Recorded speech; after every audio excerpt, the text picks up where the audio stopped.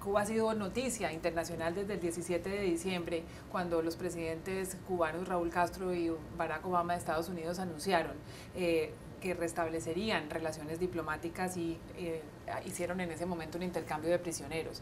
Desde entonces y hasta la fecha hubo una retirada de Cuba por parte de Estados Unidos de la lista de países que apoyan el terrorismo. Ha habido varias reuniones bilaterales, reuniones de alto nivel entre los dos gobiernos, intercambio de notas diplomáticas. El 20 de julio oficialmente se restablecieron las relaciones plenas. Se espera la próxima visita a Cuba del secretario de Estado norteamericano John Kerry. Está la conversación muy dinámica, muy fluida, ha habido muchas celebraciones a raíz del restablecimiento de relaciones diplomáticas, pero también hay muchos asuntos pendientes. Silvia Ayuso, usted que conoce muy bien Cuba y ha estado siguiendo muy de cerca y escribiendo bastante sobre el tema, ¿cuáles considera usted que son las asignaturas que vienen en adelante? O sea, ya después de la fiesta, ¿cuál es el trabajo que hay por hacer? Bueno, el trabajo que hay por hacer es el más difícil, eso lo han dicho tanto la parte estadounidense como la cubana. Los dos han dicho, la parte, como decías bien, acabada la fiesta, empieza el verdadero trabajo, el que va a ser más minucioso, menos público, y hay muchos temas pendientes.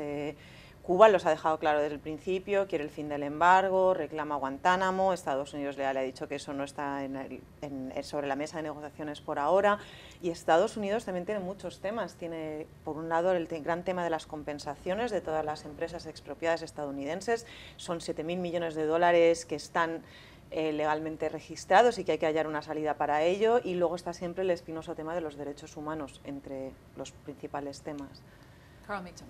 No, si tiene razón, estamos empezando un proceso, como se dice, para usar el tipo de lenguaje que usan en Cuba. Todavía yo creo que van a haber trabas, más de parte cubana que de parte estadounidense. Yo creo al mismo tiempo que Estados Unidos y el presidente Obama ha hecho lo que puede hacer, quizás tiene un poquito más de espacio en cuanto a temas comerciales dentro de sus poderes y su autoridad ejecutiva. Pero en general lo que ha hecho es lo que se va a hacer. El lado cubano va a ser más difícil, eso sí, porque al mismo tiempo necesitan poder atraer inversión de afuera, pero no están dispuestos a hacer las reformas necesarias para hacer más atractivo la inversión en Cuba. Así que hay esos desafíos, por supuesto los temas y los problemas que hablaste tú, expropiación de tierra, derechos humanos, el embargo, son temas que todavía están presentes y que no se han lidiado con esos temas, tampoco se van a lidiar durante los próximos 18 meses. La campaña presidencial en este país va a dominar todo. Puede ser que se convierta en un tema de relevancia política en estados como Florida y Nueva Jersey, pero nunca siendo lo que fueron antes, y creo que eso es un cambio grande y está por verse por dónde va. Dorito, por añadir algo que los compañeros lo han planteado muy bien, sobre todo, y las grandes reclamaciones además que hace Cuba, que sería devolver Guantánamo y levantar el embargo, sabemos que de momento son muy difíciles de cumplir. O sea que por la parte, digamos, más explícita, las condiciones en este momento, por eso el camino es tan difícil, son muy difíciles de cumplir por ambas partes. Pero yo estaba pensando mientras les escuchaba en, digamos, la parte más psicológica de lo que queda todavía por delante, o lo más etéreo. Raúl Castro habla constantemente de la compensación por los daños, no solo económicos, sino personales a los cubanos por estos 50 años de embargo. Claro, ¿eso cómo se soluciona? Eso es muy difícil de solucionar. Y luego está la otra parte en la que Cuba considera que el embargo es el culpable de todos los males de la isla, cuando no es verdad. También hay una parte que es un sistema económico que no funciona. Es una isla que está creciendo apenas a un 1%, que ahora mismo tiene todavía un 90% de la población activa que son funcionarios, que tiene prácticamente todos los sectores económicos detenidos, menos el turístico, que funciona algo más, pero el resto, incluida la agricultura, no funciona.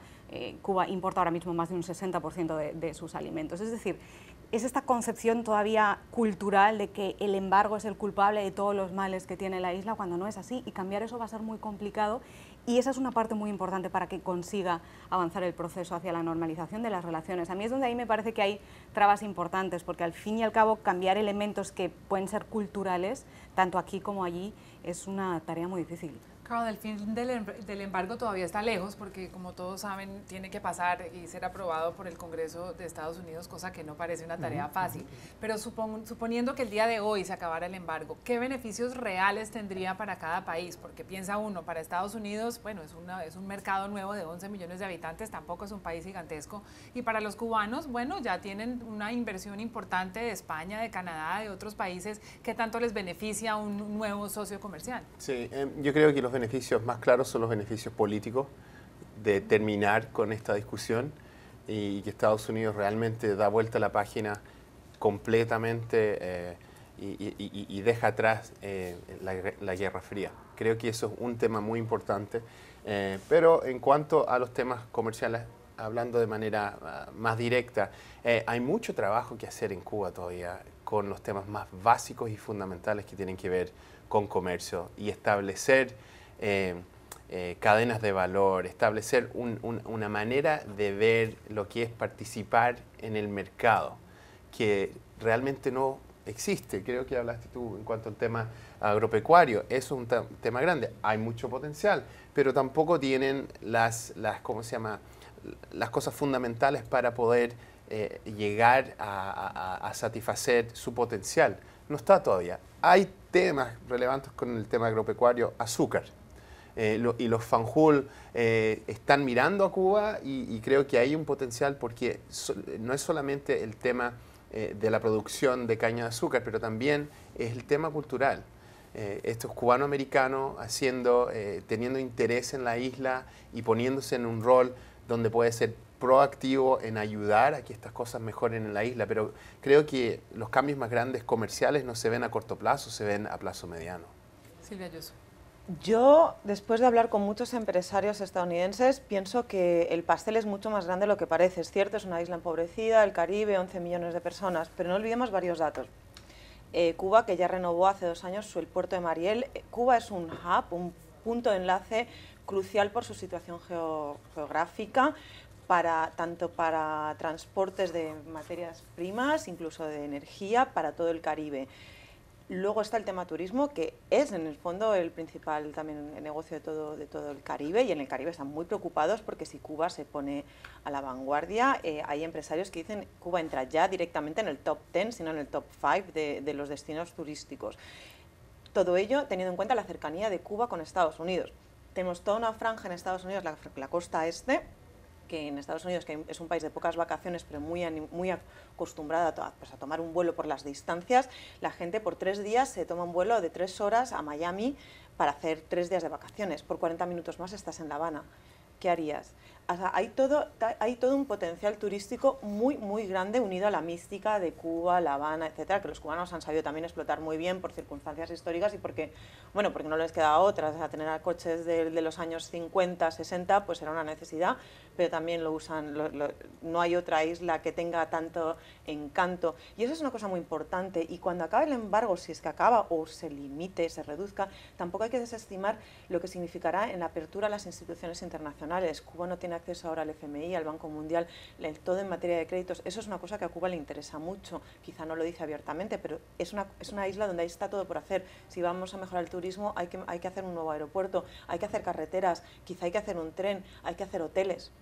Desde los anuncios de diciembre, Dori, se especulaba que parte de la decisión de Raúl Castro de abrirle las puertas a un diálogo con Estados Unidos era obviamente por razones pragmáticas, porque estaban perdiendo el chorro de plata proveniente de Venezuela y buscaban un socio comercial nuevo, buscaban unas nuevas fuentes de remesas, nuevas fuentes de turismo y por supuesto de inversión. Sí, y ambas partes están utilizando razones puramente pragmáticas. Podemos utilizar toda la leyenda que queramos para el tema de Cuba y Estados Unidos y romantizar todo lo posible la apertura de las embajadas o el levantamiento del embargo, pero ambos gobiernos han tenido razones puramente pragmáticas y, como decía Silvia, además puramente económicas.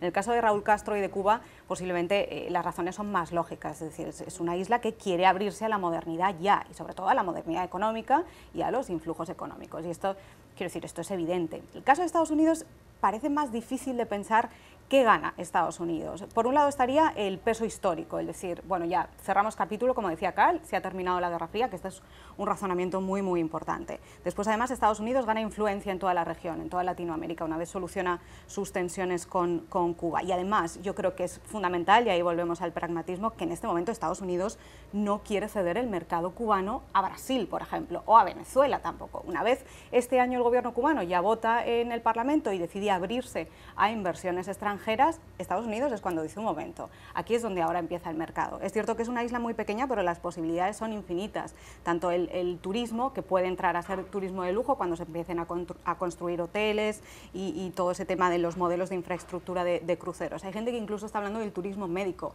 desde Estados Unidos a Cuba, porque Cuba tiene de los mejores profesionales sanitarios del mundo. Hay que abrir el mercado de las telecomunicaciones, y ahí Estados Unidos está muy bien posicionado. Hay que abrir, por ejemplo, la modernización del sector del automóvil. Ahí Estados Unidos también está muy cerca y tiene muchas posibilidades. Y después, como hablábamos antes, está todo el tema de las exportaciones agrícolas, que Estados Unidos en este momento ya representa un 6% de las importaciones del tema agrícola en Cuba, pero claro, no quiere perder este territorio frente a Brasil o frente a Venezuela. Y luego un último punto que a mí siempre me hace gracia escuchar, y que ahora lo decía Silvia, y yo estoy totalmente de acuerdo, es que a mí me parece que Estados Unidos también quiere un lugar de vacaciones. Ya no tiene Puerto Rico. O sea, Puerto Rico, tal y como está ahora económicamente y con el tema de la criminalidad, pues ya no es el lugar, el destino privilegiado de vacaciones que tenían los estadounidenses antes, y se puede volver a Cuba como era hace 5 o 6 décadas. Carl Meacham. Y ese es el gran tema, y esa es la ironía de todo esto, es que Batista usaba el turismo, y ahora la revolución quiere salvarse usando el turismo.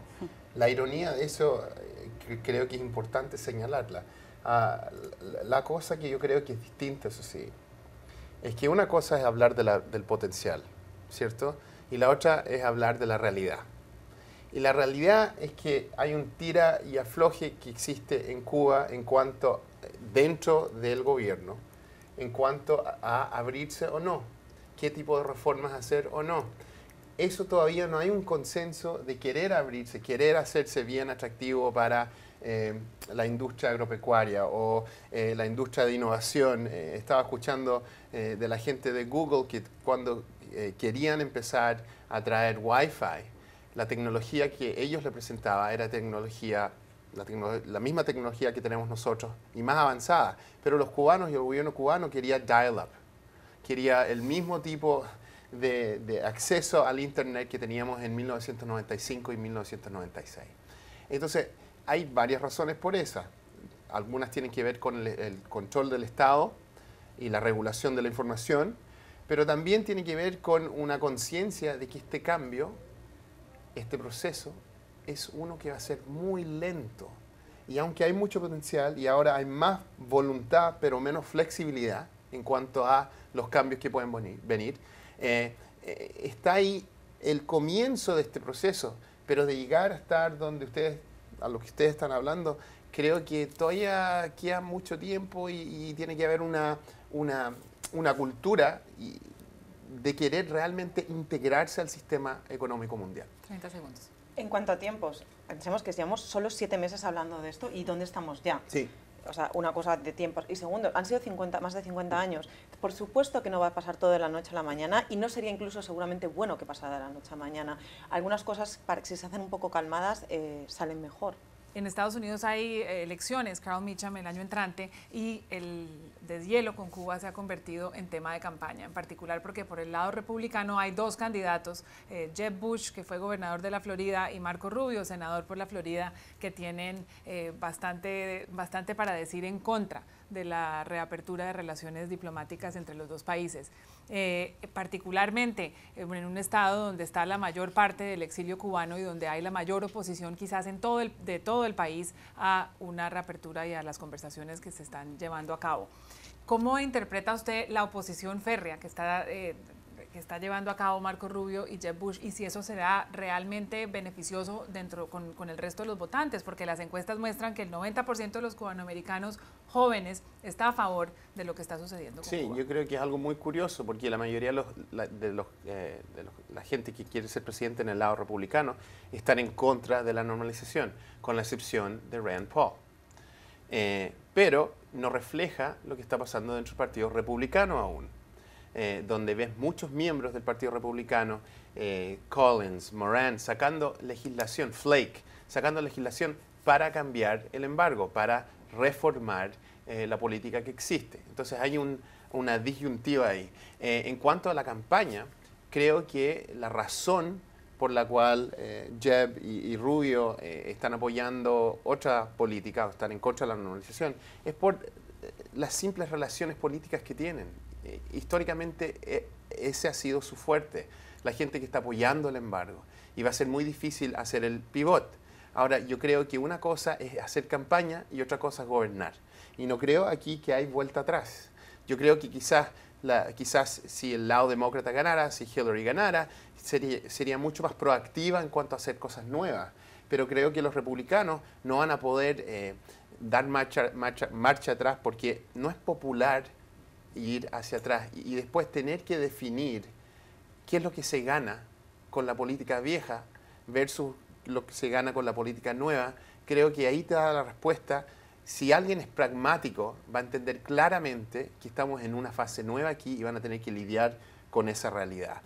Así que creo que es muy interesante ver cómo la cosa se desarrolla, pero más que nada creo que la realidad es que las cosas después del 17 de diciembre del año pasado cambiaron y estamos en una nueva fase y eso no va para atrás. Dori, mucho del apoyo a restablecer relaciones comerciales viene del sector privado de Estados Unidos asociado tradicionalmente al Partido Republicano. ¿Eso puede cambiar un poco la balanza? Sí, puede cambiar la balanza. El problema es que, como dice Carl, de momento los republicanos y algunos demócratas, como el senador Menéndez, pero ahora que estamos hablando de los republicanos, se han quedado en el pasado y las cosas han cambiado. Ha cambiado Estados Unidos, ha cambiado el sector empresarial de Estados Unidos, sobre todo el que está en Florida, ha cambiado también la demografía de Florida y ha cambiado Cuba. Cuba ya no es la que era. Cuba ha emprendido muchísimos cambios este último año, que ya no es la Cuba que siguen pintando todavía los republicanos. Y además los republicanos, sobre todo el ala dura, sigue utilizando este argumento que es el de hace 50 años de por qué se puso en marcha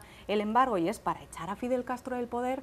Eso ya no ha funcionado, eso ya sabemos que no funcionó y tampoco funcionó el embargo para hacer que la isla emprenda mayores reformas democráticas. Entonces, una vez se admita esto, que es ese argumento que tanto defiende Hillary Clinton, que por eso no funcionó el embargo, una vez la parte republicana admita esto, que Cuba ya no es lo que era, que la demografía de Estados Unidos ya no es la que era y que se están jugando mucho en Florida, quizá no vaya a ser el voto cubano-estadounidense determinante, porque sabemos que hay otros muchos factores en la isla, pero el voto cubano en Florida ha cambiado porque ya los cubano-estadounidenses, sobre todo los jóvenes, ya no son tan republicanos o tan conservadores como antes y por primera vez en 2012 votaron más demócrata, ese es un cambio muy importante, y luego también por primera vez los cubano-estadounidenses en Florida, más de un 52% está a favor del levantamiento del embargo, que ese es otro cambio demográfico importante. Entonces los republicanos se han quedado atrás sin admitir todos estos cambios, sin admitir que los Castro tampoco son los mismos que antes, sin ver que la isla está produciendo avances, sin ver que la clase empresarial de Estados Unidos ve un negocio importante allí, sin ver que también hay muchos estadounidenses que quieren visitar Cuba por primera vez y que más del 90% está a favor de la normalización de las relaciones, quizá no el levantamiento del embargo, pero sí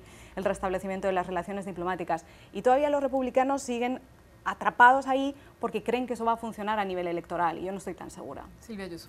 Bueno, no es casual que Hillary Clinton, para el día que eligió el viernes hablar sobre Cuba y el llamar al Congreso a levantar el embargo, eligiera Florida, eligiera Miami. Ahí te indica que las cosas están cambiando, no te vas al nido de avispas para provocar, ¿no?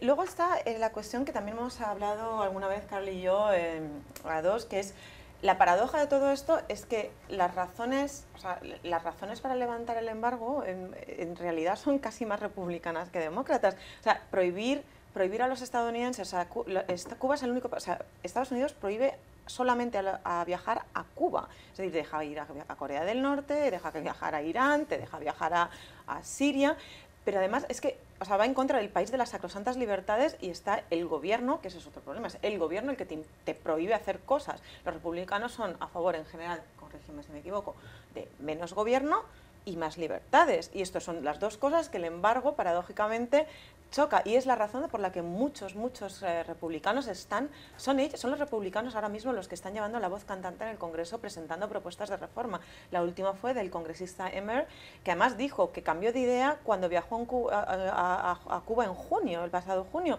Dices, bueno, quizá los candidatos republicanos tendrían que plantearse viajar quizá a Cuba y ver las cosas como son y que no son como hace 50 años, que es la imagen que siguen vendiendo, teniendo en mente.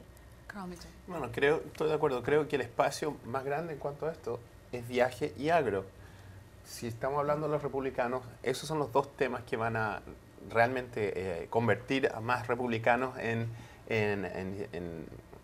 gente que está promocionando la normalización. El tema de agro es porque hay muchos estados que son dominados por republicanos donde hay intereses agro, y esos grupos de apoyo dentro de esos estados quieren poder vender más cosas a Cuba. El tema viaje es lo que dice el senador Flake siempre. Dice, yo no estaría sorprendido si un gobierno comunista me prohibiera viajar a otro país, pero mi gobierno democrático, estadounidense, no debería ser el que me limita mis libertades. Entonces estoy de acuerdo. Creo que va a ser de a poco una erosión dentro del partido, quizás es más rápido que de a poco, una erosión de la gente que está en contra de la normalización. Quizás va a ser más rápido de lo que la gente piensa, y creo que eso va a cambiar las cosas para la campaña presidencial. Creo que no va a ser tan aceptado estar en contra de la normalización cuando lleguemos al próximo año, y hablando de las primarias que vienen el próximo año. Una pregunta para Carl. Usted ha trabajado Sí. con un senador republicano, recién llegó hace pocos días de Cuba. ¿Tienen razón en algo las críticas de los republicanos? Porque uno no ve tampoco que Cuba se esté moviendo muy hacia una democracia participativa, donde se tiene una economía con un mercado sin intervención.